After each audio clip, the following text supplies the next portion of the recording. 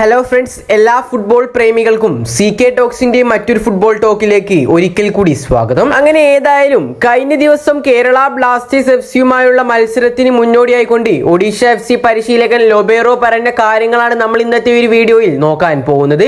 അപ്പോൾ വിശദമായ വീഡിയോയിലോട്ട് കടക്കുന്നതിന് മുമ്പായി നിങ്ങൾ ഇതുവരെ ഈ ചാനൽ സബ്സ്ക്രൈബ് ചെയ്തിട്ടില്ല എങ്കിൽ ഇതുപോലുള്ള കൂടുതൽ ബ്ലാസ്റ്റേഴ്സ് ISL അപ്ഡേറ്റുകൾക്ക് വേണ്ടി ഈ ചാനൽ ഒന്ന് മറക്കാതെ സബ്സ്ക്രൈബ് ചെയ്തു നോക്കുക. കഴിഞ്ഞ ദിവസമായിരുന്നു ഒഡീഷ FC ഈസ്റ്റ് ബംഗാളിനോട് കലിംഗ സൂപ്പർ കപ്പിലെ ഫൈനലിൽ പരാജയപ്പെട്ടിട്ടുണ്ടായിരുന്നത്. ഈ ഒരു മത്സരത്തിന് ശേഷം സംസാരിച്ച ലൊബേറോ അടുത്ത കേരള ബ്ലാസ്റ്റേഴ്സ് FCയുമായുള്ള മത്സരത്തെ കുറിച്ചും കുറച്ച് കാര്യങ്ങൾ പറഞ്ഞിട്ടുണ്ടായിരുന്നു. ഒഡീഷ FC പരിശീലകനായ ലൊബേറോയുടെ വാക്കുകൾ ഇപ്രകാരമായിരുന്നു: കലിംഗ സൂപ്പർ കപ്പ് ഞങ്ങൾ വളരെ മികച്ച രീതിയിലാണ് കളിച്ചിട്ടുണ്ടായിരുന്നത്. പക്ഷേ അവസാന കുറച്ച് നിമിഷങ്ങളിൽ ഞങ്ങളുടെ ഭാഗത്തു നിന്നും ഒരുപാട് പിഴവുകൾ ഉണ്ടായിട്ടുണ്ടായിരുന്നു. ആ പിഴവുകൾ കാരണം തന്നെയാണ് ഞങ്ങൾ പരാജയപ്പെട്ടതും. ഏതായാലും ഇനി ഞങ്ങൾ തികച്ചും ISLിലേക്ക് മാത്രമാണ് ലക്ഷ്യം വെക്കുന്നത്.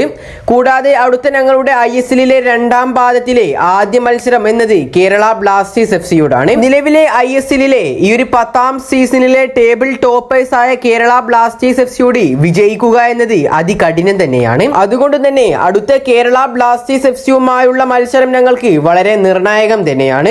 ഏതായാലും ഇക്കാര്യങ്ങളൊക്കെയാണ് ഒഡീഷ FCയുടെ പരിശീലകനായ ലൊബേറോ മത്സരത്തിന് മുന്നോടിയായിക്കൊണ്ട് പറഞ്ഞിട്ടുള്ളത്. നമുക്കറിയാം, ISLിലെ ഈ ഒരു 10ാം സീസണിലെ ആദ്യപാദ മത്സരത്തിൽ ഒഡീഷ FCക്കെതിരായ കേരള ബ്ലാസ്റ്റേഴ്സ് FCയുടെ മത്സരത്തിൽ 2-1 എന്ന സ്കോറിലായിരുന്നു ബ്ലാസ്റ്റേഴ്സ് വിജയിച്ചിട്ടുണ്ടായിരുന്നത്. ഏതായാലും ഈ വരുന്ന ഫെബ്രുവരി 2-ാം തീയതി രാത്രി 7:30 നടക്കുന്ന Kerala Blasters FC versus Odisha FC മത്സരത്തിൽ നിങ്ങളുടെ സ്കോർ പ്രഡിക്ഷൻ നിങ്ങൾ ഏതായാലും കമന്റായി രേഖപ്പെടുത്തുക.